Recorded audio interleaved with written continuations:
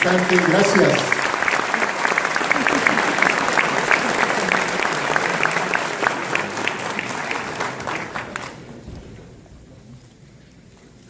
Okay. Well, thank you very much indeed for all that wonderful introduction. And it's an enormous honor for me to be here as part of the series of the lectures in honor of Solomon Lefschetz, whose name I became acquainted with when I was first in Cambridge as a young graduate student, and many of his ideas were important at the time. I remember particularly the topology he introduced in algebraic geometry. I started off as a student in pure mathematics, in algebraic geometry, and I developed my interest in physics slowly afterwards. One of my most intimidating experiences when I was a young graduate student, one of the first, I had a supervisor who was William Hodge, and I was one of a small number of people working under him. And one of the other students there, I was asked to, I wasn't sure about the topic I was studying, and Hodge suggested that I might sit in the supervision of another of the students, and I thought, well, he's another graduate student. And I remember it was so high-powered, and I didn't understand a single word. And it was much later, well, not much later, that I discovered that not all the graduate students were like Michael Atiyah, and he was the second of the Lefschetz lecturers, and a very, very distinguished mathematician. So I thought they were all like that, and this was, terrifying. Anyway, I haven't come to talk about that here. I was going to talk about my crazy ideas about cosmology, and I apologize for using this old-fashioned, but it's a combination of old-fashioned and modern techniques. And this is a title I have.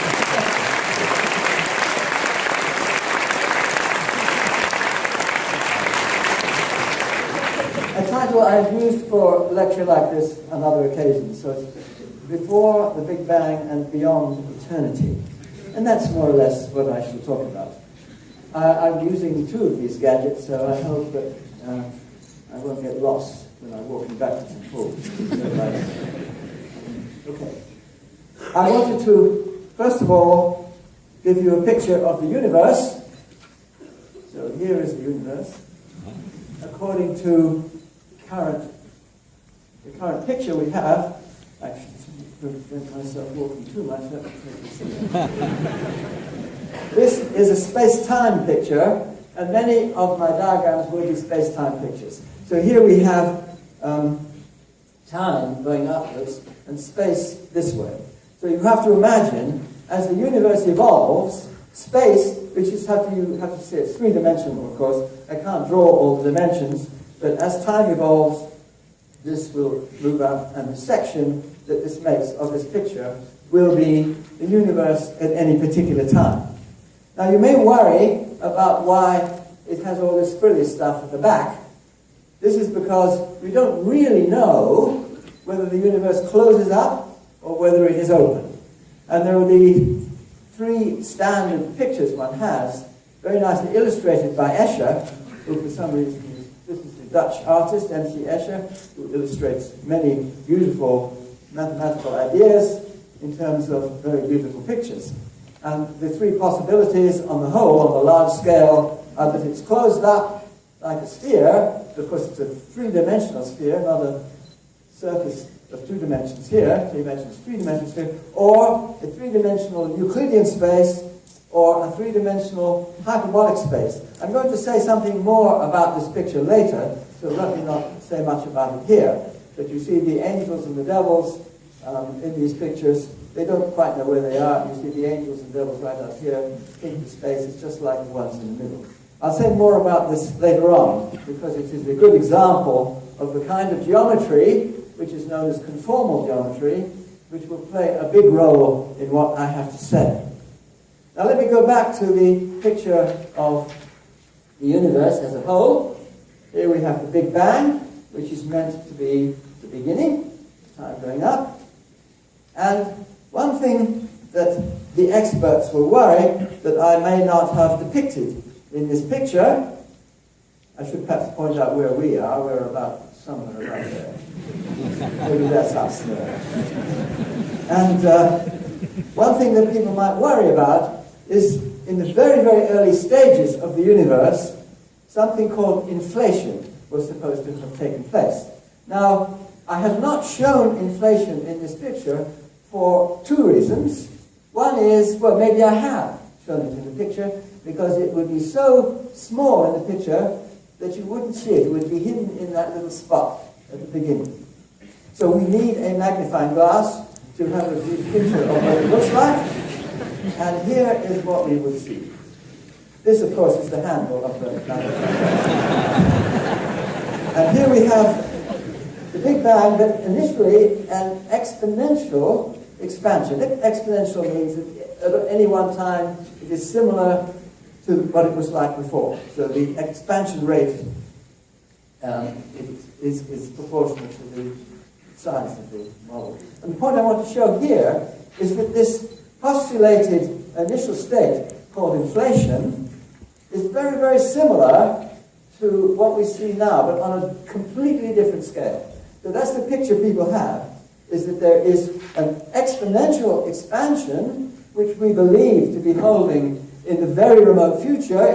You see already, because we're about here, you can already see the beginning of this expansion. And this observation won the Nobel Prize a few years ago. Very impressive observation, which tells us that the universe is expanding, is beginning to expand in this exponential way. It's what people call dark energy. I'll say a little bit about that then. I don't like the terminology, but that's what people call it now. It's really can be understood as Einstein's cosmological constant, which he introduced he introduced general relativity 100 years ago in 1915, and I think it was 1917 when he introduced this term, which gives you this exponential expansion and what we now call dark energy. But he then retracted. He thought it was a mistake, and we shall see here that even Einstein's mistakes seem to turn out true. This is an example of it. Now, I want to say something about this model. I want to do two tricks to it. And these tricks are very useful in understanding the geometry. One of the tricks is to expand out the Big Bang, and the other trick is to squash down infinity. I should say that the trick about squashing down infinity is basically the same trick as Escher is making use of here, where the infinity of this universe is a boundary to the universe. So it has this character that you can squash down the model so that what should be infinity is really a boundary. And it's a very clever representation. It's called the Poincaré representation. I suppose, like so many mathematicians, it was actually due to another person, who's Beltrami. Poincaré did rediscover it, but Beltrami was the person who thought about it first. It's a similar trick, where infinity gets squashed down by one of these transformations, which is conformal. And I should say, conformal means that little shapes are either stretched or smaller, but uniform. So they're stretched as much this way as that way. They're not distorted. And if you could see the shape of the eyes of the devils, for example, you would see those shapes would be completely similar right the way down to the edge. Now this is the kind of thing we're doing here. We're squashing infinity down, and in squashing infinity down, we can, as I say, let's say these two tricks are here. One of them is to squash infinity down. Is that the one in the middle? Not worried if I have the wrong picture here. I think it makes too much difference. Anyway, we squash infinity down, or we stretch out the Big Bang. And those two things are what we want to do here. Squash infinity down, stretch infinity, stretch the Big Bang, and it's a little bit easier if I can use 1 minute. I thought I had another picture which would be more useful here. It doesn't matter. No. I think I left it at home. Never mind. Never mind. It does not matter. Let's squash it down, but we can't do it too well here because that picture is too big. So let's take a slightly smaller universe. There we are. It's the same universe, but drawn smaller. And here are the two tricks. One of them is to expand out the Big Bang, and the other is squash infinity. And it's nice because you can draw the whole thing in a little picture. Now, I want to say something about these two tricks. One of them is that it works under very general circumstances. So the squashing of infinity, due to a theorem due to Helmut Friedrich, under very general circumstances, as long as this thing called the cosmological constant, which I call lambda here, as I said, that was dark energy that Einstein introduced in 1917 under a different name, and this enables you to squash infinity down by this conformal squashing. And as I say, it works under very general circumstances. Now the other trick of expanding out the Big Bang is an extremely strong restriction. In the normal cosmology models, which are symmetrical in every way, they have the fact that you can do this stretch. But if you take a very general model which has irregularities in it, you can do the one in the future, that's what the theorem says, but you cannot necessarily do the one in the past. Okay, that's nothing particularly controversial that I'm saying here. This is straightforward, except that, as I say, it's a strong restriction on the Big Bang. And you might ask why we should be interested in making such a strong restriction. Now, I want to, as I said, this is not crazy yet. I want to show you what, however, is crazy. And crazy is not bad. So you have to distinguish between these things. You have to be a bit crazy, especially in cosmology. Because the Big Bang is crazy already. And also, is this expansion here, this is crazy too. So it's not so bad to have crazy ideas, as long as they're the right crazy ideas. But this is where I introduce my crazy idea. Okay, what started the Big Bang? And the usual idea is, well, the Big Bang was a singularity. Singularity means that your equations go to infinity, things all go wrong, and your equations don't work. And so therefore you say, well, at the Big Bang, the very notion of time has become meaningless. And therefore you can't ask what went before the Big Bang. I remember Stephen Hawking making that statement. I would have agreed with him too. However, I'm now changing my mind, and I say it does make sense to talk about what was before the Big Bang. And what was before the Big Bang, in this crazy idea, was something very similar to what we have now. So I'm calling from the Big Bang to the exponential infinity expansion, one eon. So I call this an eon. And there was an eon before our eon, another eon before that. There will be another one after our eon, and then another one after that. And presumably these would continue indefinitely. And the idea is that the stretched Big Bang is a continuation of the squashed infinity of the previous eon. So that's the crazy picture, and you have to get used to it, because, well, I'm going to try and explain why it's perhaps not so crazy. So I have to try and give the reasons behind this suggestion. And in fact, there is a very important principle in physics, one of the most fundamental physical principles, which, as far as I'm aware, this scheme of mine is the only one that I know of which accommodates this principle in physics. And the principle is a very well-known one, known as the second law of thermodynamics. Now, what does the second law of thermodynamics say? In some sense, it's very obvious. It tells you that things get more and more random. So if you have some system, you just leave it, it gets more random. So if you have a cup of coffee, you put some sugar in it. People don't do that much now, but remember sugar in coffee. And then if you leave it long enough, it dissolves and it gets mixed up. It goes in that direction. So the sugar and the coffee become sweet coffee. Okay, now, but it doesn't go the other way. So it gets more random, that the sweet coffee is more random than the sugar and the coffee together. And many examples like that. You see, you could have a coffee cup on the edge of the table, and you knock it off onto the ground, and the coffee spills out like that. That happens if you're clumsy. If you're clumsy, you can't do the opposite thing. You can't do the opposite thing even if you're clever. Why can't you do it? Well, you say, suppose we're just thinking of Newtonian dynamics. The laws are completely reversible in time, and that's still true in basic physics. The laws are the same if you go backwards as if you go forwards. So why don't you see the cup jumping up onto the table? You only see it going that way.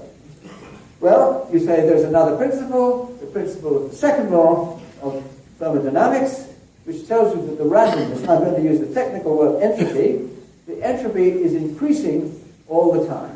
So the word entropy, for our purposes here, means randomness. Okay, I could be more technical about that, but I'm not going to be that here.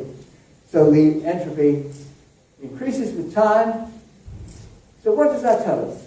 That tells us that the Big Bang must have been a state of very low entropy. Okay, so why do we believe that there was a Big Bang at all? Well, there are all sorts of reasons. The galaxy is expanding away from us. But one of the most important reasons that it gives us a good impression of what the Big Bang was like, and it was there at all, is the observations of this radiation, which is coming in from all directions, known as the cosmic microwave background, CMB, we tend to call it. That won the Nobel Prize twice, which is interesting, on two completely different occasions. One was the initial observation by Penzias and Wilson, sort of by mistake. They discovered this radiation coming in all directions, and then the Kobe various observations about it, detailed observations, were made later, one of which is the following. Now, I want to say something about this. This is the spectrum of the cosmic microwave background. So if you look at this radiation, which is electromagnetic radiation, light of a much longer frequency than ordinary light, and we plot this way, the frequencies it's composed of many different frequencies. These are the frequencies this way, and this is the intensity this way. And what you see, this is an old slide, but I asked one of the people who produced it, is there a modern version? He says, no, we use the same one. So this is the one which basically came from the second Nobel Prize that was won for the cosmic microwave background. And we see this curve here. I should explain that the solid curve, this line here, is the famous Planck curve. This was introduced by Max Planck at the beginning of the century.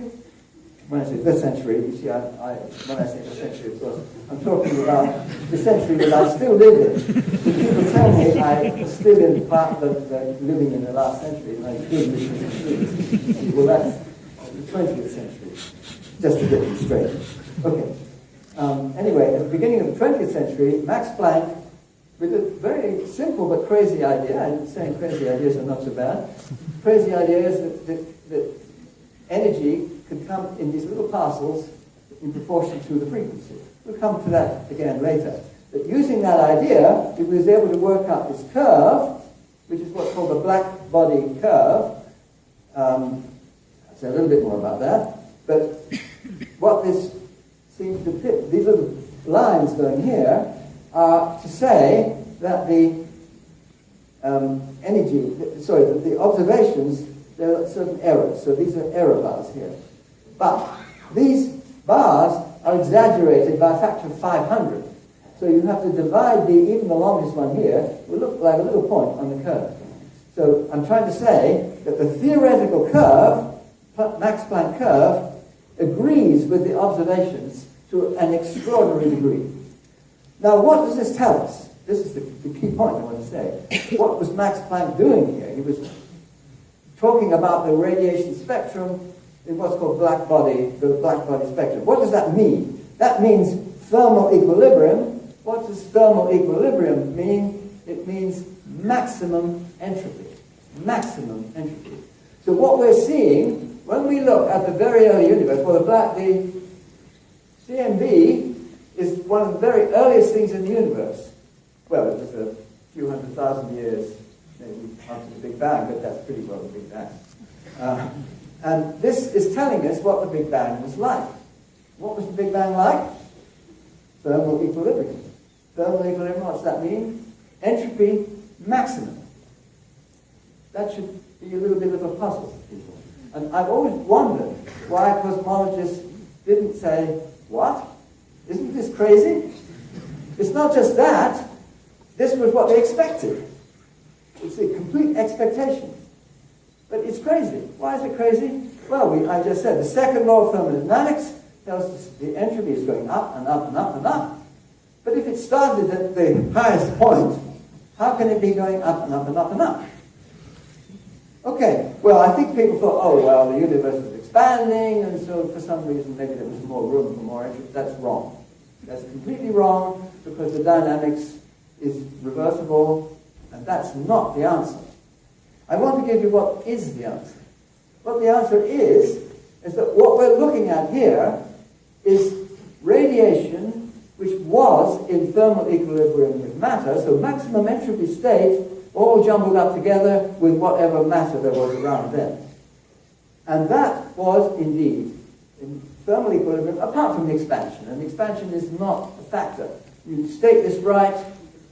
There was a distinguished cosmologist who was around when Einstein was around, called Coleman, and he understood this completely well. There's no problem about the expansion, that's taken care of. The problem is something completely different. And the answer to this problem is, what we're seeing here is light coming from matter. What we are not seeing in this is something else. The something else is also in the CNV. But it's to do with the uniformity. We see, as we look all different directions, the temperature, a very cold temperature, just a few degrees above absolute zero, that very cold temperature, I mean it's cold, but it used to be very hot. You see, it's cold because the universe expanded. But this temperature is very uniform over the sky. Well, it's not quite uniform. In fact, it's not quite uniform. The main reason it's not uniform is because the Earth is moving through it. And the motion means that as we move into it, it looks warmer, and when we move away from it, it looks cooler. I don't know which way I should be pointing, but whichever we're moving, it's warmer in that direction and cooler in the other direction. Just a little bit. You correct for that. Correct for that, and you see a temperature which is uniform to about 1 part in 100,000. Something like that, very uniform. Now that uniformity would also be consistent, you might think, with a high entropy state. And let me give you a picture here. The sort of thing that people talk about in discussions of the second law of thermodynamics. The entropy is this measure of disorder. They would talk about a gas in a box. So let's think of a gas in a box, and let's suppose that initially you had a little compartment and the gas was all in that compartment. You remove the walls, the gas will spread out over the box. This is time increasing and entropy increasing, second law of thermodynamics. And here it is, very uniform. So you might say, oh well, yeah, uniform with high entropy, that doesn't help. We want low entropy. How can it be low entropy? Okay, here's the key point. Introduce gravity. Consider gravitating bodies. So this picture now is like that picture, but now think of these as stars. The box is a ridiculous, enormous box with a lot of stars, a galactic scale box, and there are a lot of stars running around it. And because of gravity, it will start to clump, and clump more and more, and then the maximum entropy is still entropy increasing, but you get less and less uniformity. So everything else, pretty well, apart from gravity, will follow this route. Gravity follows that route. What we see is uniformity. But does that tell us that it's high entropy? No, because in gravity, it's low entropy. What we're seeing is a combination of this and this. And the low entropy is all in gravity, which is a very remarkable fact. In a way, it's almost even more uniformly over all physics. It's low entropy only in gravity. And that's what we seem to see. And this is very important for us. You might say, why are we all here? Why are we alive? All these things depend on us taking advantage of an important source of low entropy. What's that source? That source is the sun. And the sun is a bright spot in a dark sky. And well, you see, sometimes people say, well, we get energy from the sun. Isn't that wonderful? But we don't. We don't get energy from the sun. But when I say we, I mean the whole planet. Because the planet gets energy from the sun in the daytime, and then at night it all goes back again. Pretty well. There's global warming too, and I don't want to dismiss that because that's important. But on this scale, it's not a big factor. Now, the big factor is the following: is that the sun is a hot spot in a dark sky. Hot means that the photons are, well, you see it's yellow, and the light going away is infrared. The photons here are individually more energetic by the Planck formula. That's Max Planck again. The ones going away have a lower frequency, and therefore individually they have a lower energy. Therefore we need more of them. Not so many photons come from the sun, lots and lots go back into the sky. So the energy here is distributed over a smaller number of degrees of freedom, and that means low entropy. This point was emphasized by Schrödinger in his book, What is Life? It was very insightful. A lot of people complained to him that he was right. And you see here, the point is we don't get energy from the sun, we get energy in this form, which is low entropy as compared with what goes away. Now, of course, the sun, there are all sorts of complicated processes going on in the sun, nuclear processes and so on. But the key point is the sun is there. The sun would be there and it would be hot quite independently of all the nuclear forces. In fact, if it were not for nuclear forces, the sun would collapse faster, get hotter, and then die. The nuclear forces keep it going without it getting too hot. And it's useful to us, but nevertheless, the key point where it all comes from initially is the gravity which produces the sun. So the sun is there at all because of gravitational pumping.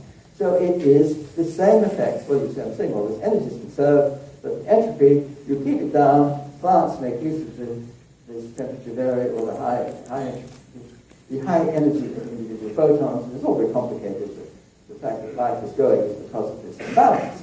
If the temperature of the sky were the sun all over, it would be completely useless. It's the low entropy is in the temperature difference here. Sun's hot, there's a hot spot in the dark sky, and this comes about from gravitational clumping. So it's the key issue.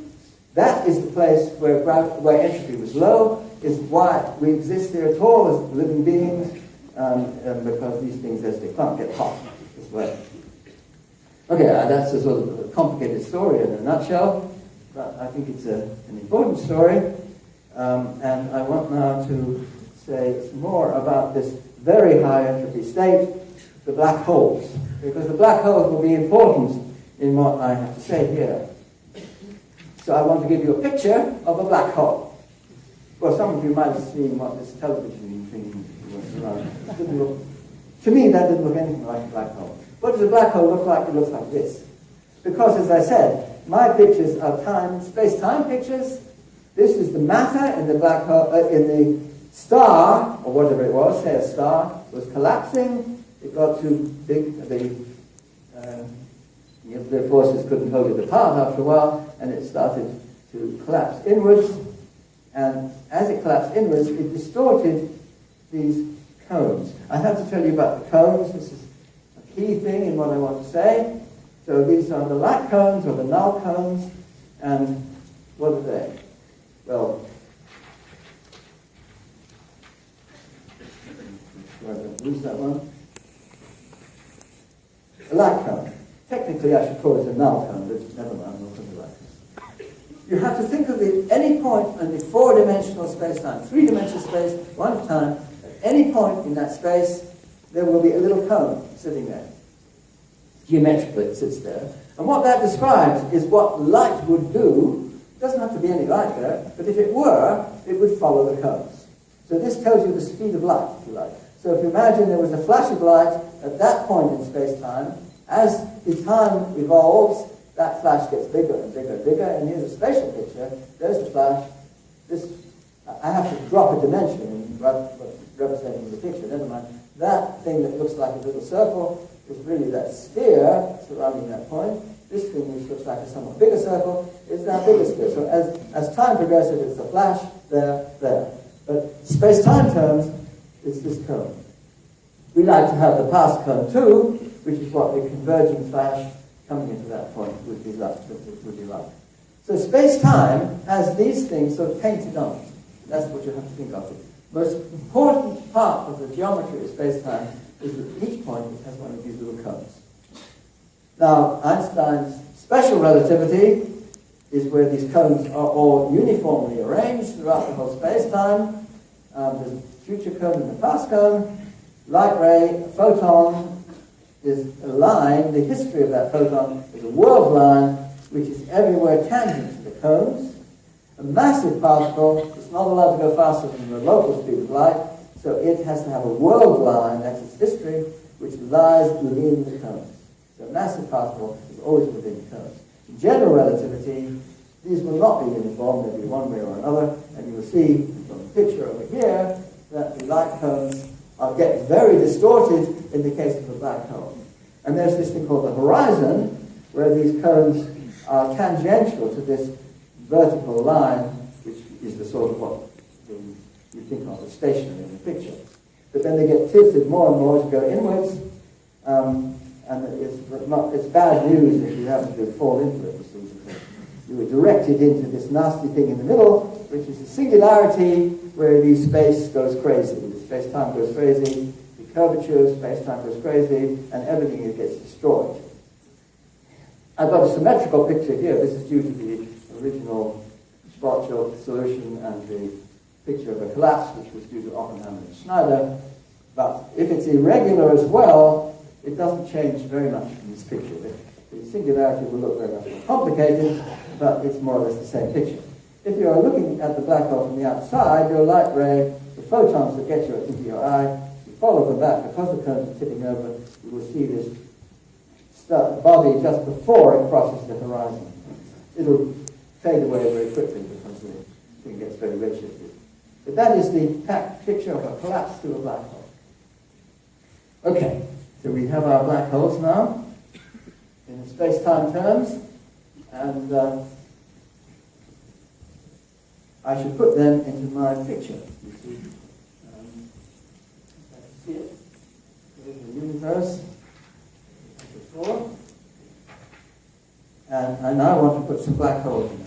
I'm going to put the singularities in, don't worry about the horizons. So we have a lot of black holes. Here we go. Now you can see what's really going on in the second law on a very big scale. The Big Bang had a singularity which was very low entropy. The black holes have a very much more complicated structure, singularity, which is very high entropy.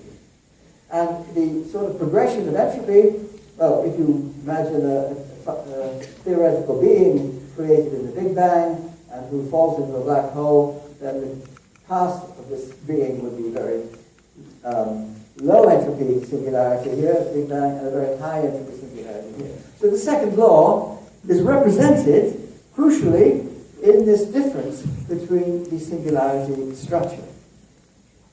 So that's what we have. Now, I want to show why, you see, why did people introduce inflation in the first place? There are all sorts of reasons. The original reasons I always thought were pretty bad reasons. There are some good reasons, but it is still part of modern cosmology. So there are some definitely good reasons. But the bad reason that people used to emphasize was the universe is very uniform, and this uniformity came about because of this exponential expansion which took place, the theory says, in this inflationary phase, which was something like 10 to the minus 36 seconds, ridiculously tiny time after the Big Bang. Now, the idea is that expansion smoothed everything out. Now, I want to say why I never believed that. And the reason is very simple and straightforward. And let's imagine that we have a universe like this, but it's collapsing. Okay? Einstein's equations are symmetrical. If that's a solution, that's a solution. Okay, time is going this way. But suppose it's not the exact symmetrical cosmological model, but we have a little irregularities. And those little irregularities are going to develop consistently with the second law of thermodynamics. And remember that the entropy goes up when the matter collapses, and this produces black holes. Now these black holes will eventually start to congeal with each other and form one unholy mess at the end. So this is the type of singularity that you will generally get in solutions of the Einstein equations. It's worse than the black hole singularity because it's a whole congealing of black holes all over the place, forming an incredible mess. So this is an absolutely huge entropy. That is an extraordinarily probable type of singularity. If you chose your singularity randomly, it would look like this. Okay, what about the Big Bang? This is the very special singularity. If you chose it randomly, it would look like that. Well, it wouldn't look like that. It would look like whatever. It would be a mess. And inflation doesn't help. You could put inflation into your equations here. There's a thing called the intertone field. That's what people do. You put it in the equations here. If that's a solution, that's a solution. It doesn't help. It depends on the initial state before inflation being very, very, very special. It just pushes the problem somewhere else. It can't do anything else. There's no question about it. So, I mean, it's not. I'm not using any equations here. It's just a general feature of the whole situation. So, much more probable is that this is extraordinarily improbable. In fact, you can estimate how improbable it is. That estimate comes about because of the Bekenstein-Hawking formula, which tells you the entropy in a black hole. And that entropy tells you how unlikely, or how much more likely the black hole is than not having a black hole. So, how much more likely is that than that? Well, you can estimate it. Here's the estimate. It's about 1 part in 10 to the power 10 to the power 124. Now, of course, mathematicians know what this means. If you're not a mathematician, you might not be double exponents, may not be familiar. It means you 10 to the 124 means that you've got 1 with 124 zeros. But now this is 10 to that. So this means that this number has so many zeros that if you try to look at all the different protons in the universe and try to put a zero on each one, it would not be nearly big enough. So this is huge. And this is telling you how unlikely the Big Bang was. It was not a random event by any chance, with inflation or without inflation. It makes no difference. Well, okay, you might fiddle with this number. In fact, I used to say 123 up there. But since dark matter, don't confuse with dark energy, dark matter has become well established, it just pushes this number from about 123 to 124. It doesn't make the slightest difference to the argument. It makes a huge difference to the number. It makes an absolutely stupendous difference to the number. But to the argument, it makes almost no difference. Okay, so this is what we have to contend with, this absolutely huge number.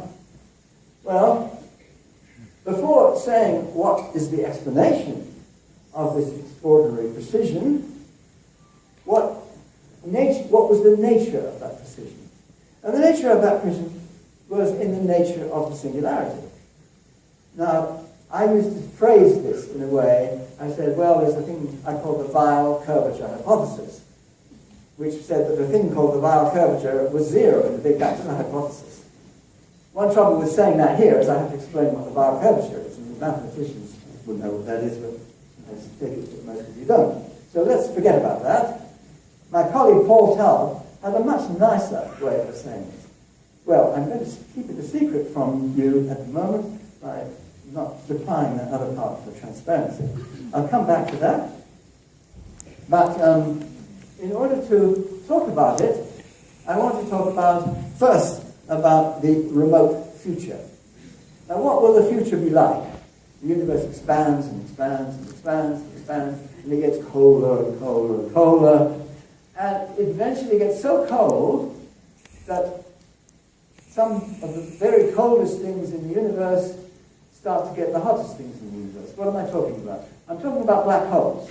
I mentioned the Bekenstein-Hawking entropy. I want to mention the Hawking temperature. A black hole is not quite at absolute zero as temperature. It has a temperature. And that temperature depends upon the size of the black hole. The bigger the black hole, the lower the temperature. So the hottest black holes around will be the smallest ones. What are the smallest ones we expect to find? Well, these will be collapses of stars which are maybe about 10 times the mass of the sun. That sort of general order. How hot are they? Well, think about roughly like the coldest temperature that has ever been artificially produced on the Earth, and you're in about the right scale. Cold, in other words. So the universe will expand, a lot more expansion, but it's doing the exponential expansion, so it won't be hugely long in some sort of terms before these black holes will be the hottest things around. They will start to evaporate away, and the bigger ones will take longer. We know we have very big black holes. Our galaxy has a black hole in its center of about 10 million times the mass of the sun. So it's about 10 million times, sorry, 4 million, I said the wrong one. It's about 4 million times the mass of the bigger ones in other galaxies, much bigger ones. But let's think of that, that's pretty big already. So that's the black hole in our galaxy, and that will take a long time before the Hawking radiation, the universe has to cool down and then it becomes hot, and then radiation from that black hole, this is a space-time picture again, comes away and takes energy from the black hole until eventually it disappears with a pop. I'm calling it a pop rather than a bang because, okay, it's a nasty explosion, I wouldn't want to hear it, but it's cosmological scales, it's nothing. Okay. I mean, all the energy from the mass of that black hole is coming out over this huge history of it. And a little bit left, but yeah, it comes out pop. We don't really know what happens here, but it's a minor thing. Maybe theoretically a major thing, but a minor thing with regard to how much energy is produced. How long will this take? Well, think about the biggest black holes we know are out there, that are observed now, and something like some 10 to the 10, 5 times 10 to the 10 solar masses, something like that. Okay, they're huge. How long will they take? Well, the length of time is drawn in this picture, not to scale, I'm telling you, is something like 10 to the 100 years. So you're thinking of, well, 10 to the 100 is sometimes called a googol, something like a googol years. So you have to wait that long before all the black holes are gone. Now that gets you to what I refer to, let me get my universe picture if I haven't lost it. I've lost it. Here it is.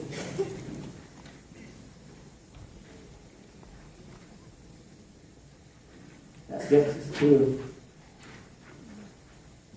the black holes are all going pop. This is not to scale by any means. The earlier ones were reasonably to scale. This is not to scale because 10 to the 100 years you have to wait. You get to what I call the very boring era. Before they go pop, that's the boring era. Because there's nothing around waiting except for black holes. Now I think it's very boring to wait for a black hole to go pop. Very, very boring. But not the very boring era. The very boring era is when there are no black holes either. Now, I was thinking about this, people say you shouldn't use emotional arguments in physics. I'm not sure about that. Anyway, this is an emotional argument, I warn you. I was thinking, now that's a dreadful fate for our universe. Just to be very boring forever. And it's pretty exciting now, all sorts of things are exciting. And just to end up with this eternity is so incredibly boring. And so I didn't like that idea at all. That's what the current cosmology tells us. And I'm accepting that. I'm accepting the black holes will disappear. There's nothing left here, basically, but radiation. Mostly just photons. Now, Now, photons have an interesting property. They have an interesting property that it is very hard to bore a photon. Now, there are two reasons why it's hard to bore a photon. One is they probably don't have any experiences whatsoever. Okay, that's not the reason I'm talking about here. The reason is something quite different. The reason has to do with relativity, and that is to do with clocks. Okay, we have now extremely precise clocks in nature. In fact, we have GPS, depends on the precision of the clocks, how you drive your car, and the machine tells you where you are. Because of satellites and the signals that they send from, they're so precisely measured. You take into account general relativity, all sorts of effects. And these depend on very precise clocks. Now, there are two kinds of very precise clocks, and the ones that are relevant here are in the case, come about from Max Planck again. Max Planck tells us that here's a particle, you see. Now, any particle is a sort of clock on itself. If it's a massive particle of mass m, Max Planck tells you, well, that its energy is proportional to its frequency. E equals h nu, h is Planck's constant, so that it has an energy which is proportional to its frequency. Einstein, these are the two most famous formulae of 20th century physics. Einstein, of course, is the most famous one, E equals mc squared. Einstein tells us that energy and mass are equivalent. Planck tells us that energy and frequency are equivalent. Put them together, mass and frequency are equivalent. So if you have a stable particle of rest mass m, its rest mass is its mass in its frame of reference, that mass is definitely proportional to its frequency. So it's a very perfect clock. And so the perfectness of the clocks that we have, atomic and nuclear clocks, depend upon these two formulae. It's very basic. Now, that means, you see, now I'm going to come back to the conformal geometry or the light code geometry that I had before. In fact, let me go back to my picture if I haven't lost it. I hope I haven't. Difficult to see these things here. Here we go. Remember that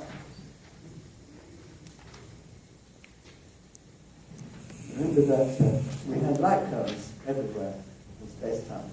Now, the light cones don't give us quite the whole structure of the space-time geometry. You have to have the light cones, but in addition, you have what clocks measure. So you've got, here are two clocks. The history of the clocks, they're both perfect clocks and identical with each other, maybe clocks like this, and they're ticking away, and this surface represents what, the first tick, the second tick, the third tick. So in order to introduce clocks, I should say distances and clocks are equivalent. How do you measure distances? What's the most, well, we can talk about meters, and how do you know if something is a meter long? Well, you're supposed to go to Paris and take the meter, official meter, and see if your meter is as long as that. Well, that's no good now. It's not nearly precise enough. If you want a very precise measure of a meter, you just see how long the time takes to get from one end to the other, and use your very precise clocks, and that tells you what a meter is. But forget about meters. The clocks are the important thing. They tell you what the scale is. Now, the light cones that we have on our other picture there don't tell us the whole geometry. At each point, you have 9 independent components.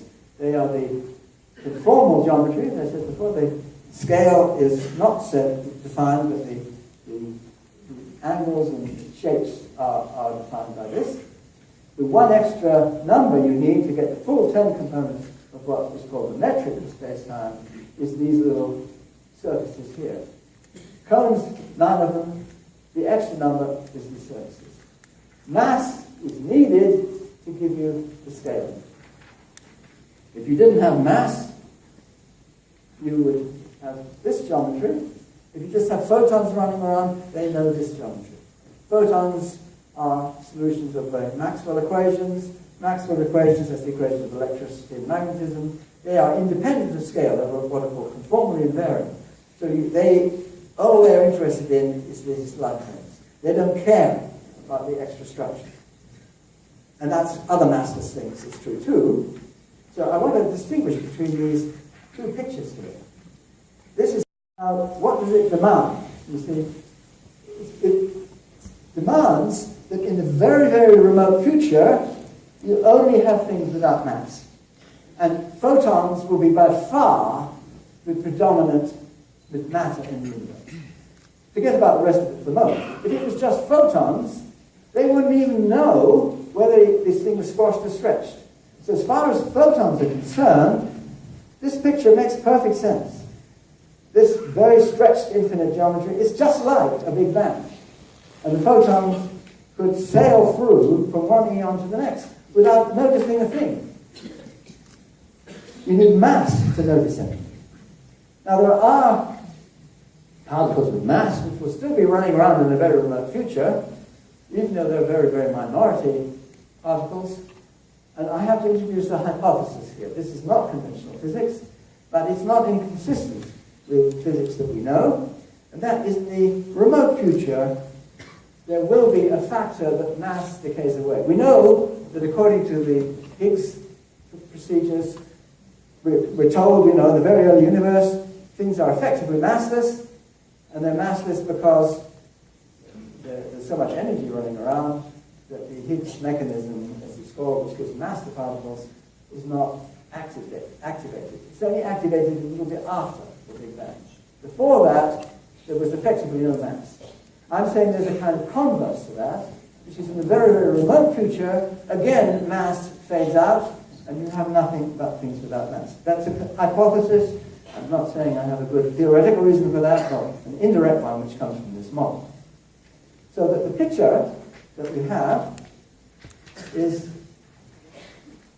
Now, wait a minute.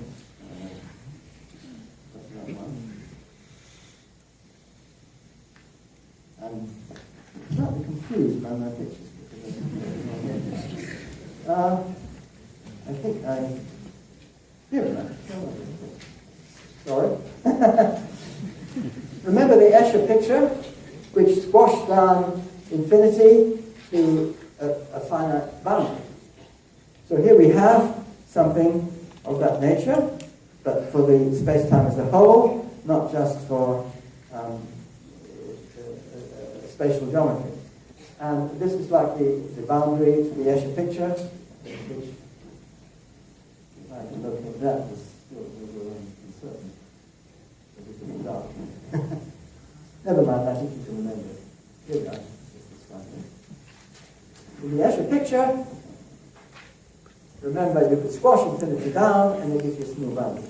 Now this is a trick that you can apply here when you have a cosmological constant that is positive. So I need the thing that's called dark energy. Otherwise this wouldn't work. If it's there, and it is there, apparently due to observation, then we have a nice boundary which looks like it's just a surface that things could cross. I mean, photons could go across it, you see, because they don't care about the scaling. Infinite compression, the photons don't even notice it. So in the extremely remote future, well, you can read all this, but the main point I want to say is that with effectively massless particles, you don't have any clocks. In the conformal geometry, the light cones themselves are sensible kind of geometry. Then you might ask, if it's a sensible geometry, what's on the other side here? Well, you might think it's a collapsing universe, but that doesn't work for various reasons. But the more sensible idea, I'm trying to argue, is that this was in fact, that was the other picture which I had before, which was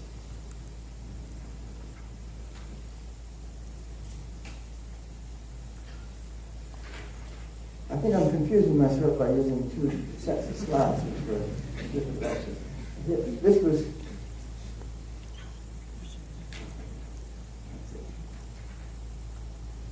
you see, according to this is quite standard in a way. You see, as I said, the Higgs mechanism hasn't operated until a little while after the Big Bang. So the particles are effectively massless. But my colleague Paul Todd had the suggestion that the characterization of the very special nature of the Big Bang is that it can be extended to something prior to it. So this is the picture which I have, is that prior to the Big Bang was a universe. No, it's all upside down.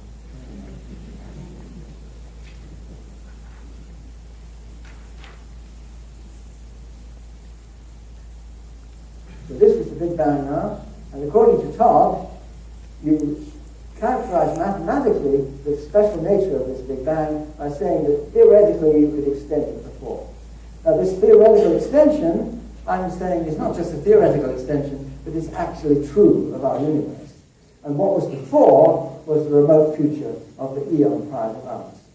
So you see the kind of motivation in the picture I've given you before, and I think maybe that's enough to say about all this, is that it gives you a very nice picture where massless things can get across from one side to the other. The geometry here has to be of that very special kind. That number 10 to the 124 I had is automatically solved by saying that you have this continuation. So the mathematical trick, but I'm saying that mathematical trick is why we have this very special Big Bang. Now, there are two key points now I want to say about this. One of them is the story which started me off, and which you might quite reasonably worry about. See, I said, okay, this is to accommodate the second law of thermodynamics in the form that we have it. Second law of thermodynamics tells you entropy is going up and up and up and up and up. How can I have a cyclic model where the entropy is going up and up and up and up? Doesn't make any sense. I maintain that the answer to this is in the black holes. You see, I didn't say this, I think, but black holes have by far the most entropy in the current universe. If you take even galaxies like our own, but certainly the ones with much bigger black holes, the entropy in those black holes, according to the Bekenstein-Hawking formula, completely dominates the entropy in the universe otherwise. So those black holes are the culprits. Now what happens to those black holes? They eventually evaporate away. Now it's one of the great arguments in current physics, and that people worry. They say, well, Hawking originally said that black holes,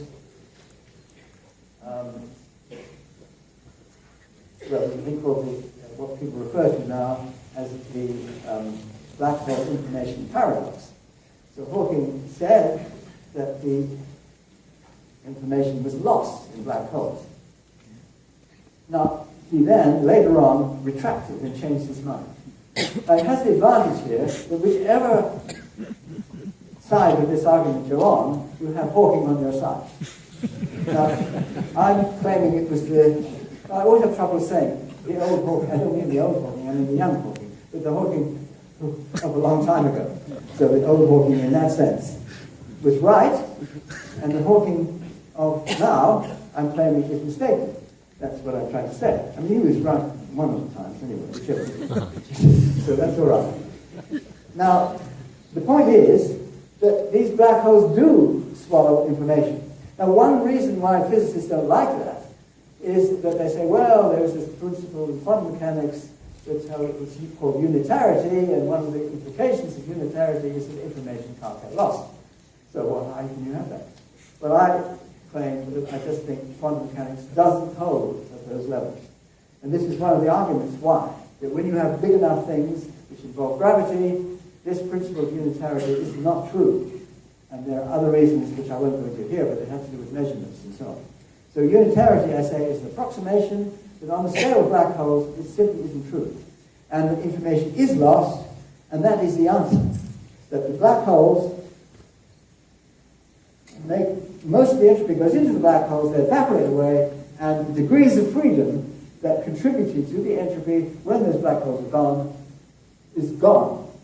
And that brings the entropy down. See, it's not that the second law is ever violated. It's not violated. It's what I call transcendent.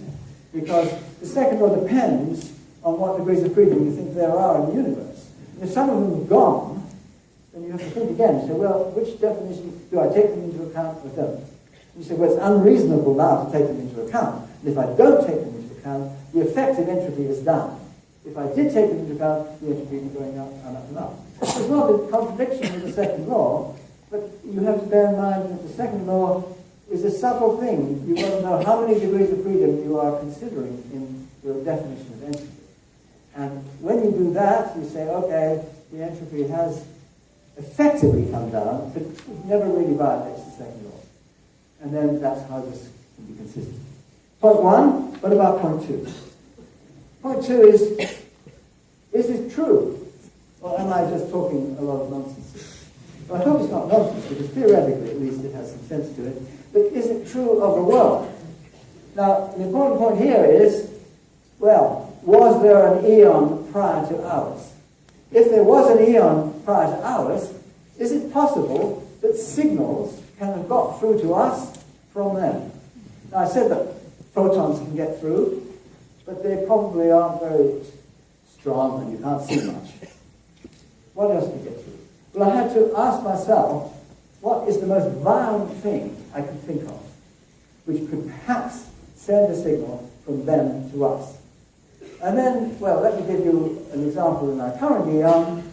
I mentioned before that our galaxy has a black hole of about 4 million times the mass of the Sun. We are on a collision course with the Andromeda galaxy, which has a much bigger black hole, I think 20 times as big. We are going to collide. Okay, it'll be a few thousand million years. We will collide. When we collide, the black hole, well, they might miss, or they might just sense each other enough to capture each other and spiral into each other. If they miss the first time, the galaxies will go through and come back again and settle down, and yes, eventually these black holes will capture each other. When they do, there will be one incredible explosion in the form of energy being taken away in the form of gravitational waves. That's the gravitational analog of light, that it's very weak under normal circumstances, but it could carry an enormous amount of energy away in a relatively tiny fraction of a second. Not a second, that's the wrong way to talk. Tiny fraction of time on the scale of everything I'm talking about. And the amount of energy will be sizable, a few percentage, probably, of the total mass energy of those two black holes. So you're looking at a really impressive amount of energy. Here's a picture now. This picture is meant to be a little, I've put in another dimension from the ones I just had a minute ago. This is the crossover surface. It's really a three-dimensional surface. This is the previous eon. This is our eon. This is our world line. That's us. We are looking back into the microwave background, which is created soon after this crossover surface. Now, in the previous eon, there will be now and again collisions between black holes. Bang, bang. These are gravitational waves. You have to look at the equations for this. The gravitational waves transform the energy into a little bit of a kick in the initial dark matter. And that's the material which is responsible for the deviations in temperature in the early cosmic microwave background. So you will see a slight effect, which to us, this intersection of this with this, will look like a circle. So you will see a circle in the cosmic microwave background over which the temperature is a little bit unusually uniform, and that's the way this works out. And the picture I had is something like a pond when it's been raining. You look at the cosmic microwave background, it should look like a lot of circles on top of each other. These will be these bang, bang, bang going on all the time. And if you look at it at the right moment, just as crossover happens, you will see something. If you look at a pond, it looks like random. But you might imagine doing a delicate statistical analysis and picking out that there were evidences of these individual circles. So this is what I'm trying to say, maybe you could do. In fact, there's another feature of this, which is significant here, and that is, if you have a cluster of galaxies, there will be a few very big black holes, and they will look like where that cluster ends up. It will evaporate away eventually, but there will be a point in the cosmic microwave background sky, which is the center of this cluster of galaxies, and these rings should be centered on that point. So you would not only see rings of lower variation temperature, but there will be sets, concentric sets. Okay, so this, I tried to get people to look for this, and most people weren't interested, but I had a colleague who's an Armenian, Vahi Berzadyan, and he did an analysis of this on the actual cosmic microwave background. I think I'll go over to the pictures on the computer here. If somebody will do that for me, that would be good. I want to show you the analysis he did first on the, yeah, that's the first one. Good. The analysis he did the first on the, what's called the WMAP data. Good, that's it. Looking forward to those two. Yeah, let's show you two. This is the sky, sort of flattened out. This bit in the middle is where our galaxy is, and he said, well, all sorts of funny things may be happening. There's cutout a bit there, which is about 40 degrees width, 20 degrees up, 20 degrees down, and that is simply blotted out. You don't count. You look for rings, these rings being of, relatively speaking, low variance. The temperature is a little bit more uniform around the ring than elsewhere, and he looked for them which are concentric. So in this picture, in this WMAP map, which was a satellite called WMAP, W stands for Wilkinson. When he died, they put his name on as well. Before that, it was MAP, which was a nice acronym. It's hard to say WMAP now. But anyway, that was in honor of Wilkinson. And this was the analysis that Vahe Grosjean did, looking at low variance circles. Now, there's a curious feature about this, is that there's a lot of clumping in the picture. I'll come back to that later. But he saw, depending on how much of the variance, I mean, what's your criterion of how low should be the variance be? And with the criterion he used here, he found, I think it's 252 centers of triple rings. And to see whether this is a genuine effect or not, there are lots of things you can do, and one of the things that he looked at was comparing with simulations. It's unbelievable how much argument there is about these things. So eventually we adopted a different method which doesn't use simulations at all. And can we, let's see, go to the next one. I need another thing to push button. Is that here? Oh, I used the computer. Okay, now that's it. I hope you can see it. I can't see it from where I stand very well. Let me tell you that the top picture on the right-hand side, or this picture, this is the picture we just saw. This picture is the picture of where the centers are. You may not be able to see them. I'll come to that in a moment in a different way. But what we did was to twist the sky, use the same analysis with more and more and more twists. And what that means is that you're not looking for circles anymore, but you're looking now for elliptical shapes. And this is the twist we applied, this is the sky twist, and this is the mathematics involved in that. And S equals 0 means you're looking for circles. The next one means you're looking for slightly elliptical ones. Almost circles. You can't tell that they're not circles from the eye. And then as you go down, they get more and more elliptical. This is roughly the shape. You see, that looks like a circle, that looks like a circle. A few percent away from the circle. And this is where it genuinely looks like an ellipse, twice as long as it is wide. And you see, you do exactly the same analysis, but now you're looking not for circles, but you're looking for elliptical shapes. On the left-hand side, what's going on here? I'm not sure. I can't see the picture forward, I'm afraid. That's the left-hand side of this picture.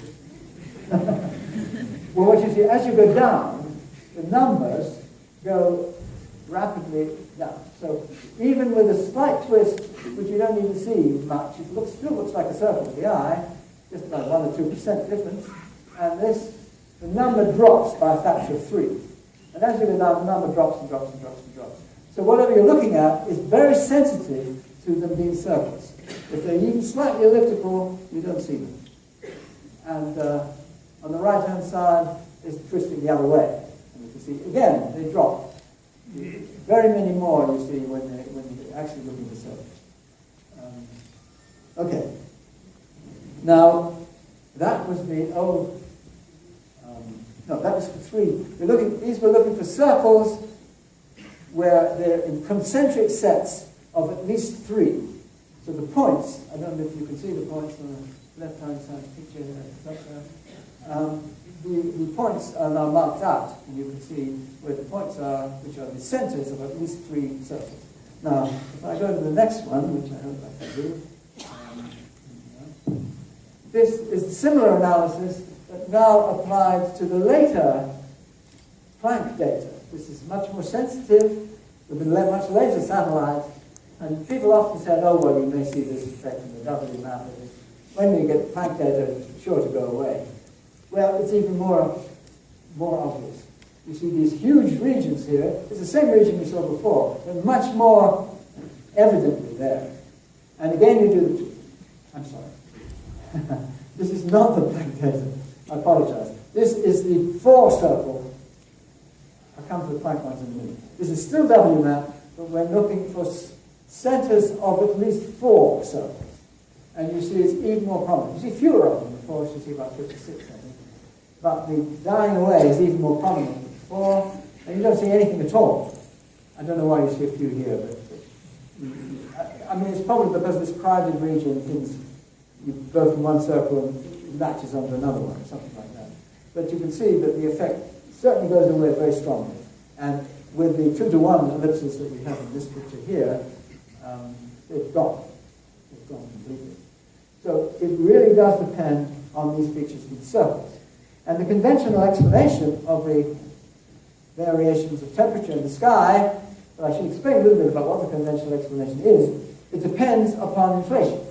You have to have this inflation, and during the early stages of inflation, there were some quantum effects, according to the theory, which produced fluctuations which somehow got magnified out in a way which doesn't quite make sense to me, but that's supposed to be what it does.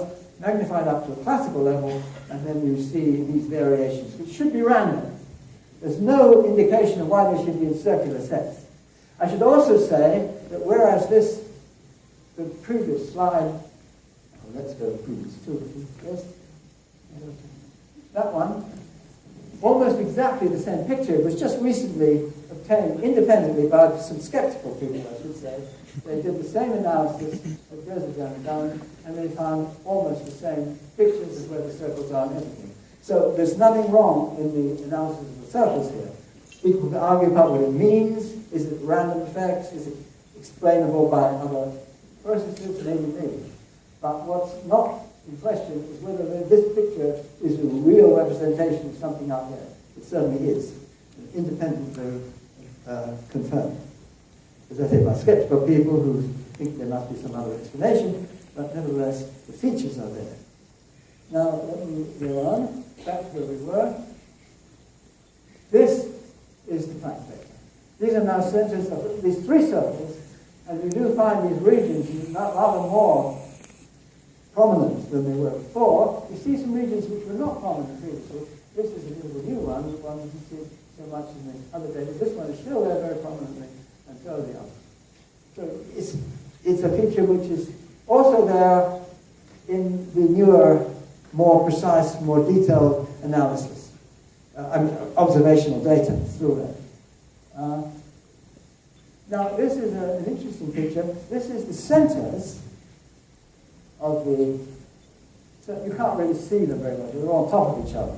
But if you plot where the centers are, and that's what Roger did, these points are the centers in this previous picture. Now, there's a very remarkable thing I want to show you about this picture, which is obvious when you look at it. There are a lot of red ones here, a lot of blue ones there, and sort of intermediate greenish ones over here. Now, what does this mean? This is a color code. So previously he was looking at rings which had small variance. It's not anything about whether the temperature is warm or cool. The color here means red means warm and blue means cool. And why should the red ones all be clumped together and the blue ones? I was surprised when I saw this clumping and also with the colors. But when I see it, well, from the point of view of the Conformal Cyclic Cosmology, which I've been trying to promote here, there is an explanation. What it says, red means, it's very confusing, this is, because red means blue shifted. Blue means red shifted. I don't know why, this is not my fault. This is the color coding that people use. Red looks so warmer.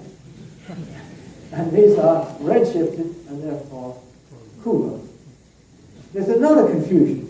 This is that according to the theory, the very distant ones, we think of those redshifts, the galaxies, the really different ones will be the blue shifted ones. And that is because, on this theory, the signal is coming towards us. Coming towards us means blue shifted, and therefore, in this picture, red. Now, don't ask me to. It's confusing, but it's in a sense gone back to what you might expect. The blue shifted ones, red in the picture, are the distant ones. This is extraordinarily distant, according to the theory, very, very big collection, supergalactic collection, huge galaxies with enormous black holes, and so many, many of these events. Another such a region, relatively closer, over here. Intermediate region, over here. And so that's the idea. Is that what we're seeing, or not? Well, the other point I would make is this remarkable clumping. It's not uniform over the sky. What does a uniform sky look like? So let's do a simulation according to the conventional type of picture. I'm not saying how many you should get, that's not part of the analysis here, but according to the conventional inflationary picture, it should be random over the sky, something like this. It shouldn't look anything like the picture we get here. That's right. That's where we were. I did something stupid, probably, didn't I? No, I don't want to do that. I don't want that either. That's another lecture. Okay, here is the random picture. Here is the actual picture. Not this random picture, I should say, also has color coding. You may not see it because the colors are pretty well uniform. That is also not explained by the conventional picture. So you have clumping, and the clumping goes along with temperature. That's consistent with this picture because I say not predicted by it, because I thought maybe the previous eon was pretty uniform. Well, even our eon is not that uniform in many respects. And you're looking up at a particular phenomenon here with the collisions between supermassive black holes, and then maybe certain regions where a lot of them are happening.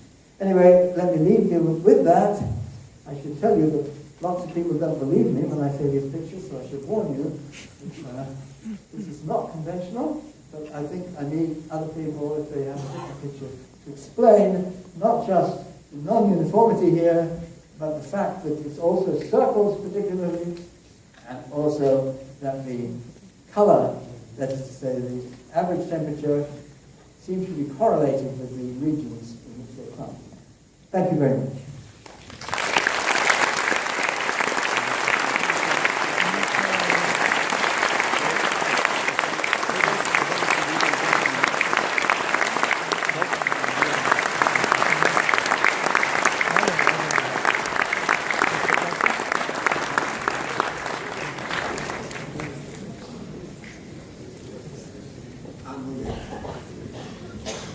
Agradecemos. Sir, thank you very much. Ahora, como compete este tipo de acciones, vamos a solicitar al doctor Ernesto Lupercio Lara y el doctor Francisco Javier Turrubiat Saldívar, investigadores de la Escuela Superior de Física y Matemáticas, para las preguntas y respuestas.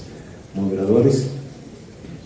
Muchas gracias. Bueno, dos pequeñas observaciones. Primero, quisiéramos agradecer a Roger por su extraordinaria conferencia y quisiéramos hacer un breve agradecimiento a las siguientes personas sin las cuales esto no hubiera podido ocurrir: Anabel Lagos, Estela Hernández, Jacob Mostovoy, Isidoro Gittler, Francisco Turrubiates, José Mustre y Ricardo Félix. Muchas gracias a ellos también por todo el apoyo.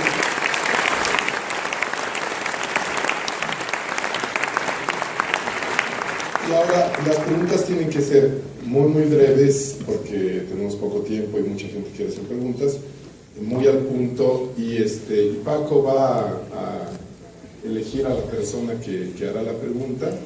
Solo se puede hacer una pregunta, no dos, y yo voy a traducir la pregunta si la hacen en español. Entonces, procedemos. Hello.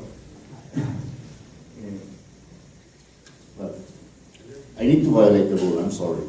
But I'm going to make two questions very quick. That is not possible. the main question is this conformal transformation that is occurring at the end of each eon is to be thought as something physical taking place in the universe, or just reflecting our knowledge or the things that have meaning. I'm thinking in terms of, for instance, would the masses of the particles change? Would other massive quantities that one can assign to, for instance, a wave packet in the early universe, even if I have a photon, the wave packet will have a value of p squared that you could imagine as assigning it a mass. So how should I think about this? Okay. Yes, let me try and answer your points. The first point is, yes, I regard this as a picture of the actual world, not how we look at it. It's what's happening. Now, of course, we're not used to mass fading out. And as I said, it was a conjecture in the scheme here, a hypothesis, which is that mass fades out. Now, I would say that there is one theoretical point, and I think related to your second part of what you were questioning here, namely that the way in which particles are classified in standard particle physics, the first thing you do is to classify them according to what's called the Poincare group. So you say you have these notions of mass and spin, which are what are called Casimir operators. Now, I have to be slightly technical here, but these things are the things which commute with everything, and so they're meant to be absolutely conserved. So in a stable particle, the mass and the spin should not change. Now, this Poincare group, when you have a cosmological constant, is an approximation. And you should really, a little bit more accurately, be talking about a thing called the de Sitter group. Now, the de Sitter group is the group you get instead of the Poincare group when you have a cosmological constant. Now, this will only have relevance in extremely long timescales. In extremely long timescales, you ask that, okay, maybe the de Sitter group is a better way of classifying the particles. And if you look for the Casimir operators in the de Sitter group, they are not mass and spin anymore. So that mass and spin are more complicated. Well, spin, forget about it. I'm not saying that changes. It's the mass is the crucial thing. And that the mass is not a Casimir operator. And so there is a reason why it might not be absolutely constant. Now, that's not a strong argument, because I don't have a theory which tells us the rate at which the mass would fade away. And it would depend on the details of the kind of particle it was. I think if all masses faded at the same rate, it would be equivalent to a change in the gravitational constant. And I don't think it can be that kind. It's got to be where somehow you have many different notions of spin, many different notions of time, and these get out of kilter. And it becomes inappropriate to talk about a particular notion of time, because the masses change relatively, and over these long periods of time, you say, well, let's have a different description. And what you have to do is to produce a mathematical scheme where, okay, here you have physics as we know it, and then here we have crossover to the next eon. And then you put a little bandage across, a sticking plaster, where you have another kind of physics, which is described in a more conformal way, where you take into account how mass would behave as you go from one to the other, and you need equations for that. And I have equations which still have some questions about them. So maybe that's not I would say it's not final. And it would have to employ something in which the mass fades out in accordance with you having to use the de Sitter group instead of the Poincare group. But I think the questions are a bit technical here, and but I do regard it as real. It's just that it's not the kind of world we're familiar with, where mass is something which is a sort of stable thing, and you know what it means. And in this different context, it's even clear you need to have a different way of addressing the energy, because the notion of energy ceases to make sense as you cross over. There are other conserved quantities, and you have to convert your attention to these other conserved quantities. And it means doing a lot of physics all over again. But a lot of it has not been done. I think it's a big, interesting area, just theoretically. And we have a partial picture of what happens, and there are some puzzles still, and I hope maybe we or some other people will come up with definitive looking equations for that.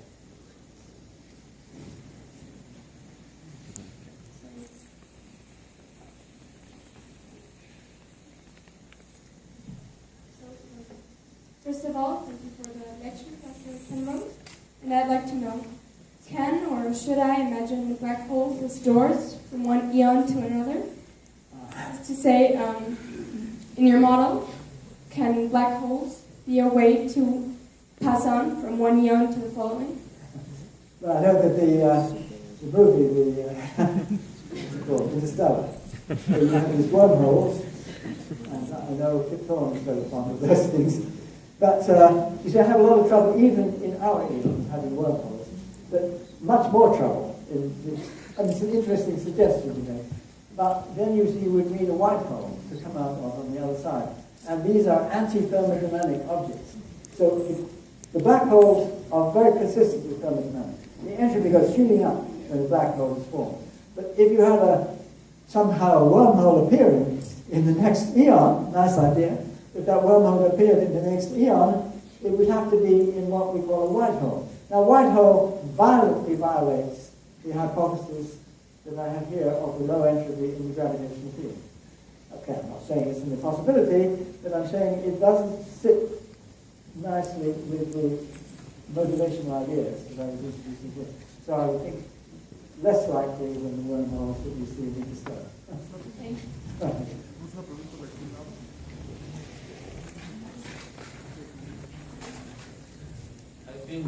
Well, first of all, thank you for the lecture.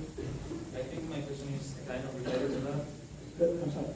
I think my question is kind of related to that. Related to that, okay, yeah. Let's say the rings in the cosmic drum background radiation, can a ring come from 2 eons back or? Signals. Well, are you talking about purely natural physical phenomena, or are you talking about advanced civilizations? No. The rings. Yeah, well, it's interesting. You see, yeah, you could get signals 2 eons back.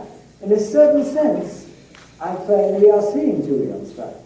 Because you might say, why do you have these non-uniform distributions? Well, the uniformity of the distribution comes from very early in the previous eons, early stages, where the initial matter distribution, dot matter distribution, will be disturbed in one way or another. And why is it disturbed in one way or another? Because of signals coming from the eon before that. So the reason you see irregular distributions here, I claim, would be because of events occurring in 2 eons back. Now, it's more obscure, and I can't give you any picture of what 2 eons back, but these are early days. Maybe, eventually, people will be able to analyze these distributions well enough to say, look, there's evidence for something going on 2 eons back. So, let's say, could you say there's a finite amount of eons? So, because if they were infinite, wouldn't it be filled with the rings? Of course, one could have different pictures here. I like to think it's infinite. Of course, it doesn't tell you without maybe 17 eons, and that's it. It seems to me unlikely. It would be much more probable, in my opinion, it's just what seems nice to me, is that the eons will continue indefinitely and it goes out of zero in both directions. Thank you. One more question. I would like to ask why should you be so worried about the concept of entropy? Because after all, we are sometimes told that there exist various types of entropy. Many years ago, I was in the lecture of Bob Ward, in Yunnan. Yeah, Yes. and he was describing the evolution of the universe, I think, in very critical situation, and was defining entropy. And from time to time, he was changing the definition of entropy because the entropy was in danger to diminish. So, I think the entropy is a secondary concept which was constructed on the basis of some dynamical laws, So if you proposed some dynamical laws which are consistent, then why statisticians don't worry whether the entropy can be constructed or cannot be constructed? This is the question. Perhaps I should clarify my position on it. First of all, let me say I have a lot of respect for Bob Ward, and he had a big influence on my thinking in these issues. So I have a debt to him in many respects. But I agree and disagree at the same time.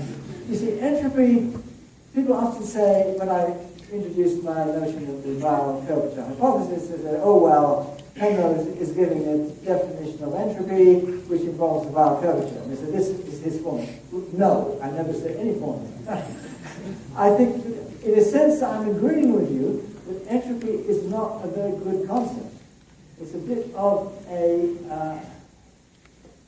which has to do with you have a phase space and you have a coarse graining and it's very arbitrary. However, it's not that arbitrary. And the point is that we're talking about effects, which entropy is a secondary thing. The primary thing is that the Big Bang was this very, very special kind.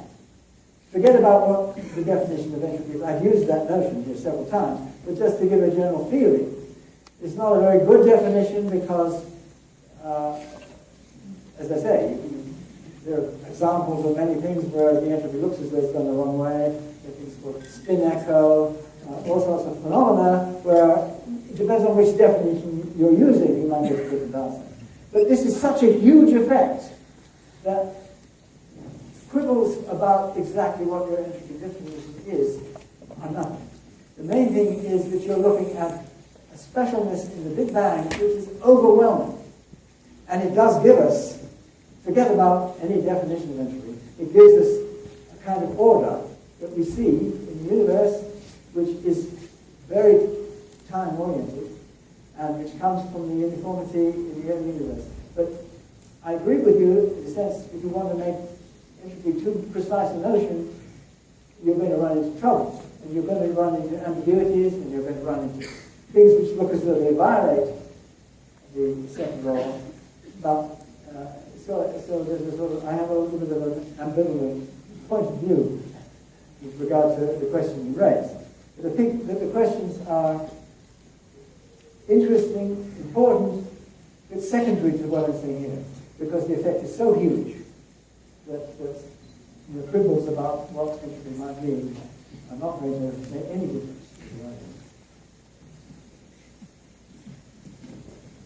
Parece que habrá tres preguntas. Important year 20. I'm here. Oh, you're looking at I just covered. Oh, So I have more than, it's not questions, but I want to get your comment on this.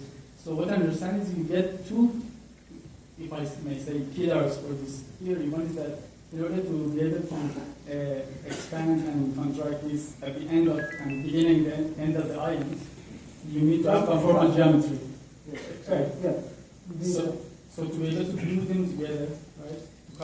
To make conformal transformations and this end of and beginning and end of the islands. Yeah, but the point here, I mean, many people have suggested collapsing universes, Right. going way back to Coleman and Right. models that you have for universes. This is crucially different. I mean, there's a Steinhardt and Turok have a model where they have deep lanes colliding and so on. But all of those models have a collapse. Right. And the trouble with those is just this entropy issue, or if you like, or the black hole issue. If it happens too soon, as it does in their model, because they only have, what they say, 1 trillion years or something, there are lots of black holes around still. Those black holes come together and you get nothing like a smooth transition. This model is distinguished from those, as far as I know, in that there is no collapse. It's just that somehow the universe loses track of how big it is. Because the physics, mass fades away and the physics doesn't know how big it is. Okay, there are some subtleties and you have to look at how other features which keep track of things. And those things have to be in your equations. So you need equations to see how the evolution takes place, but those equations do not say that the universe collapses at any stage. It keeps on expanding, gets smoother and smoother, if you like, and that's very smooth final stage is what gives you the smooth Big Bang and the next one. And you say, well, isn't it funny that the real Big Bang is enormously hot and enormously dense, and the universe is enormously cold and enormously thinned out? Well, that's just a scale. You put the scale factor in, and cold goes to hot, and low density goes to hot density. So it's completely uniform. You just need a conformal scale applied to the remote future, and it looks very much like a Big Bang, and the other way around. Okay. And that was my question. So in order to have this, you need to have no massive particle at the beginning and end of each ion to be able to do this. Well, I would say it's asymptotic. I'm not saying there is a time when mass is gone. There is an asymptotic fade until it becomes such a small effect that then you need equations. Say, what is the fading out rate? And that is an issue which you have to make some hypothesis about. And I don't have a very good, I have a sort of hand-waving suggestion, which is a bit like a reflection in the Higgs field. When the Higgs come in, when does Higgs go out? You see. So there's a sort of symmetry. That may be wrong, but it's the first thing I would probably suggest. But that's a ridiculously long time. That's far longer than the time that the black holes go away. It's absurdly long.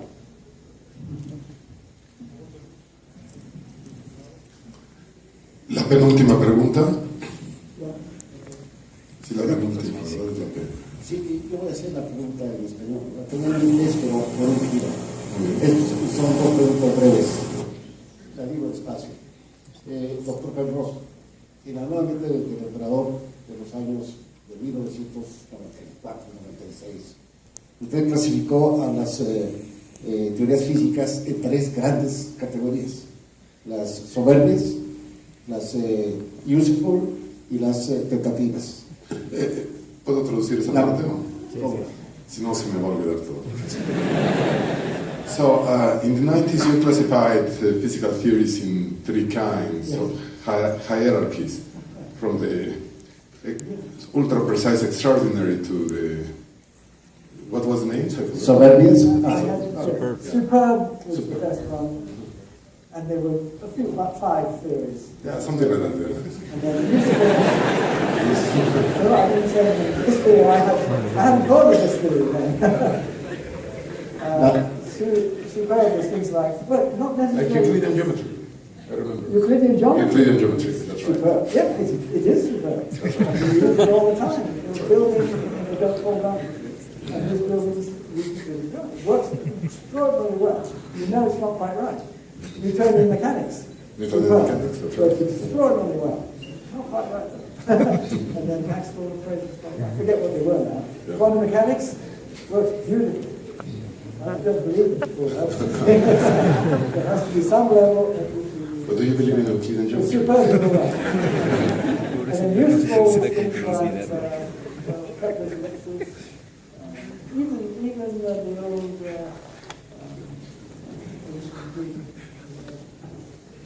epicycles. That's right, Ptolemy's epicycles or something like that. That's right. If you're asking this what happens then? La pregunta es, another category that was, I didn't remember, misguided. Maybe it's misguided.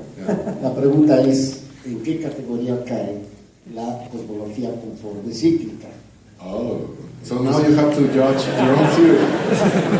You have to tell me which kind is CCC. When you see, I thought that was the question. I think maybe it's misguided. It's either misguided or pretty good. Yeah. Pues es o está completamente malo o es de las mejores, ¿no? Una de las. It's not totally a theory in the sense of equations which completely settle. So you see, Newtonian mechanics have very wonderful equations. And this is not, probably doesn't qualify, even if it's best, you see, for such a thing. Maybe at best it's useful.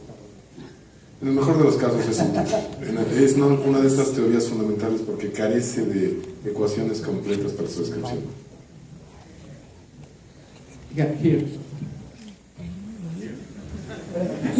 Y la última pregunta. My question is about your picture. You wrote here, you put two pictures. Yes. On the right hand side, you put the conformal picture, and the other one is the normal picture of our universe. We know. In the right hand side, you need a conformal factor, but this conformal factor will translate into the other side, into the other picture, as a scalar field. Furthermore, this scalar field is in the right hand side, the conformal factor is multiplying the tensor, the energy momentum tensor, and you can translate in the other side to the other picture as if the scalar field is interacting with the ultimatum, is thermal. Therefore, if we invoke the equivalence principle, this thermalicity will be converted into an effective mass. Then you will have a effective mass scalar field in the left hand side. We should see these scalar fields. What is this? Well, the thing is with these, you can push these things from one place to another. And you see, one of the things that I think is in agreement with the kind of thing you're saying, I'm not quite sure. I mean, you can certainly treat the conformal factor as a scalar field. And this is a useful way when you say you have your dynamics down here, and then you go up to the crossover, and you want now to rephrase your dynamics in a way where the equation still makes sense. And you introduce a scalar field, I think, as you say, which is the conformal factor. And the way you write Einstein equations is quite interesting, because that scalar field has an energy momentum tensor, and this energy momentum tensor contributes to the energy momentum tensor of the matter. However, it has the opposite sign. So what you say is that the energy momentum tensor of the matter equals the energy momentum tensor of the scalar field. And that is Einstein's equation. It's formulated in a way which is useful when you're close to crossover. So, I mean, these ideas certainly play a role in what I'm saying, but you have to be careful about signs. This is one of the things. The scalar field attitude to the conformal factor is that it comes out with a negative energy momentum tensor. But then, when you cross over, there is an effective change of sign in the gravitational constant. There are these things which we need to look at carefully in practicality. And this change of sign compensates for the change of sign in the scalar field. And that scalar field now becomes a real field. So what you have in the Big Bang, the major contribution to the energy momentum comes from what used to be just a scale factor. And it's the conformal factor. And where does that come from? Well, I say, this is another feature which I haven't mentioned before in this model, is that one of the big puzzles of current cosmology is not only we have this thing called dark energy, so what is dark energy? Well, I say it's just Einstein's 1970 cosmological concept. It doesn't say what the value is, but that's the way I would consider it to be in the equations. What is dark matter? The initial form of dark matter, I claim in this model, is that scalar field becoming a real field after crossover. So it now becomes the initial dark matter. It has to acquire a mass through a Higgs mechanism or something, and then the dynamics proceeds according to current cosmology. But then it has to decay away because it mustn't be there at the end. We've got too much of it. So the idea will have to decay ultimately. There are some little indications that dark matter does decay. I wouldn't put much faith in those at the moment. But there is a possibility that it will gradually decay away, not by the mass disappearing, but just as ordinary physical processes. As a kind of matter will decay away, maybe much quicker than the other processes we're talking about. Okay, the speculation is not that clear. But that's the picture. It's a bit like, I think it's in accordance with some of what you're saying. Okay. Y les tengo una buena noticia. Este ion de preguntas terminó. Pero aparentemente hay un pequeño ion, so no Big Bang, tenemos dos más. Muy bien. All right, they asked me for the question to be brief, but not for the answer to be brief. So it's a little bit along the lines that Daniel was asking originally. So my concern is, he asked about masses changing, but my question is concerned with scale parameters. So what I'm thinking is, when you're diluting, in particular, curvature, right? So when you get to the next eon, the curvature is way slower than they were in the beginning of the previous eon. So what I'm thinking is that that you have somehow to change your measurements, your scale parameters, so that elementary masses are what change. I mean, I understood that you asked about the reduction of masses, but I'm thinking about the masses of elementary particles and about curvature, because we're thinking that we begin with that curvature singularity, and we're fading away this curvature. So how is it that this new curvature would have to be a singularity from the perspective of the new physics of the new eon, if I'm understanding correctly? So somehow the physics of the next eon should be identical to, or should be translational from the physics that we have in this eon. So our scale parameters would have to change. The masses in the elementary particles and so on. So is that correct? Is that your vision? That somehow it internalizes, and so what used to be small now is, what used to be big is now very small, and so on? Well, I think in the scheme, I'm not sure if I'm answering your question exactly, but in the scheme, certainly, rest mass is not ultimately a constant. And it depends. I mean, particle physics is a very complicated subject. People talk about the standard model and all that, but you have enormous numbers of numbers in it. To do those numbers change, is the way in which they're interrelated. It's a complicated question. But according to certainly observational limits that we have at the moment, there is no evidence that any of these numbers change. But you're looking here at timescales which are ridiculously long by comparison with any measurements that we've made. And so they could change. Now, there's also, I think, a little bit of evidence that they might well change, from what I was saying in answer to an earlier question, but they would not change uniformly. Now, I have colleagues in Oxford who have theories about how these masses come about, which I rather like, and these theories do tell us that the masses would evolve. They're sort of what are called running constants. And so over long periods of time, they would actually change, but not uniformly, depending on which particle we're talking about. And there are different contributions to the mass, not just the Higgs contribution, but you have conformal anomalies and various things which are very complicated. Now, particle physics is a subject which is much too complicated for me. It's, compared with general relativity and cosmology, is far more complicated. People have a good theory which works pretty well now, but to what extent that will survive, I have suspicion that there will be gradually changes in these numbers. Numbers being observed so far, things like fine structure constants is observed very precisely not to change. But maybe this, from the eon's point of view, will be trivial in time. Y ahora sí es la última pregunta. So this picture you have here, is it like direct evidence of the eons before, or is that still in question, and could that be explained by some other reason? Well, I mean, if there's another reason, I hope someone will tell me. The reason I say, I mean, it's pushing the problem back in relation to this previous question. The problem is pushed back to the eon before that, and then to the eon before that, no doubt. So I say there are irregularities which will propagate from eon to eon in a way which I hope is stable. I mean, they're interesting questions, but maybe the perturbations get worse and worse and worse, and it's terrible after a while. Or they might settle down.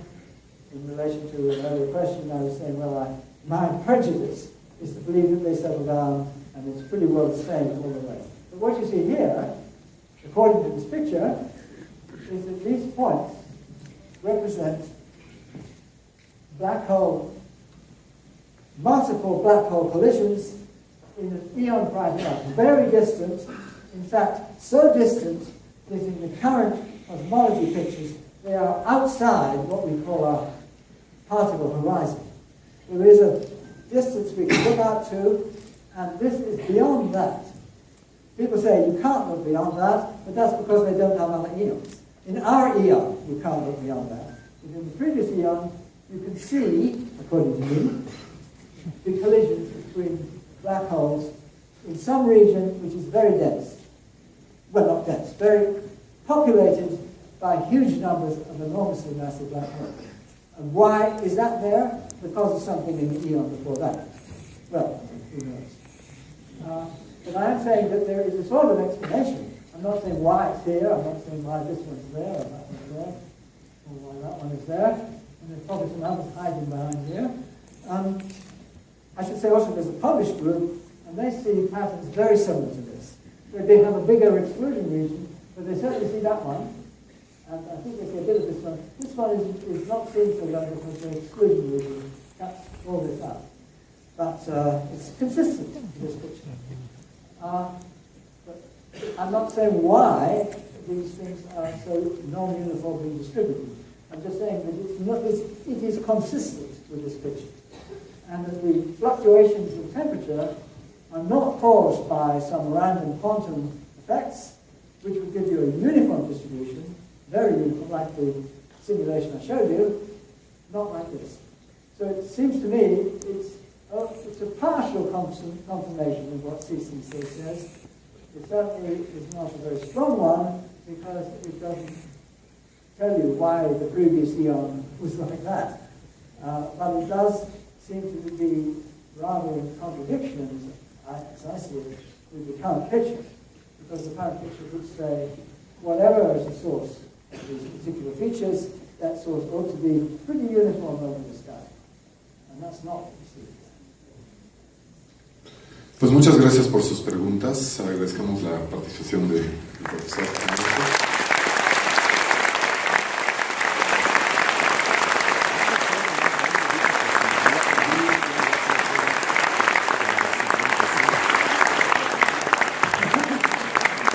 Y mañana, en la segunda conferencia de Lefschetz, que será de contenido ligeramente más matemático, hablará de twistores. Y en el CINVESTAV recibirá el doctorado honoris causa por parte del Centro de Investigación y Estudios Avanzados del Instituto Politécnico Nacional. Y ahora, algo más. Sí, gracias. Y es que continuamos como se estila en este tipo de eventos. Agradecemos a nuestro conferencista, Sir Roger. Thank you very much.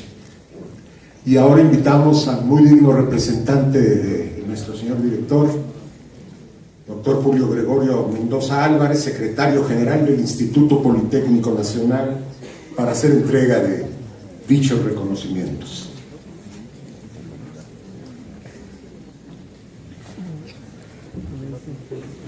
Muchas gracias.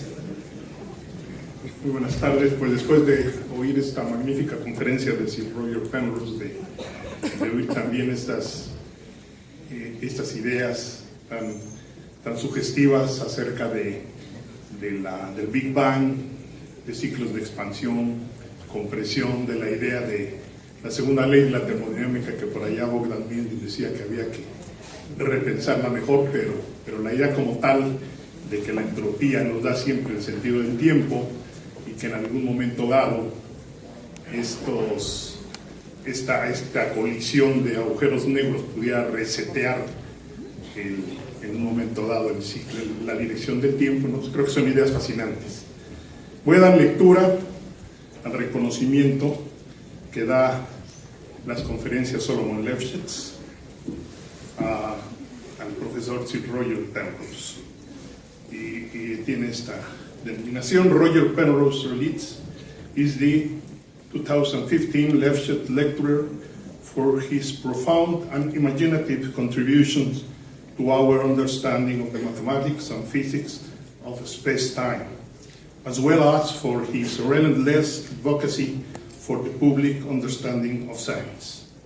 Y esto es firmado por Jacob Mostoyo, jefe del Departamento de Matemáticas del CINVESTAV. Thank you very much for your incredible conference.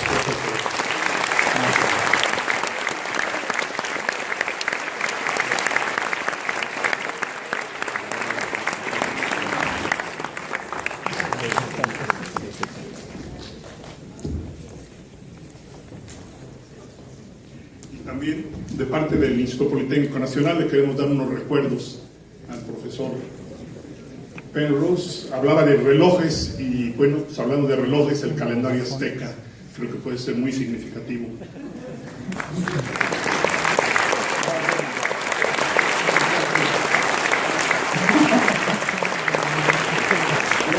Y también en la Universidad de Oxford, de donde es profesor Sir Roger Penrose, pues los colleges llevan un distintivo mucho en las corbatas de cada college, entonces le queremos también hacer entrega del distintivo de la corbata del Instituto Politécnico Nacional. Y en el año 2005, que fue el año maravilloso de los papers de Einstein, se hizo un evento aquí en el Politécnico, en la Escuela Superior de Física y Matemáticas. Se hicieron estas figuras de Einstein con la sudadera del Politécnico, entonces también se la queremos entregar al profesor.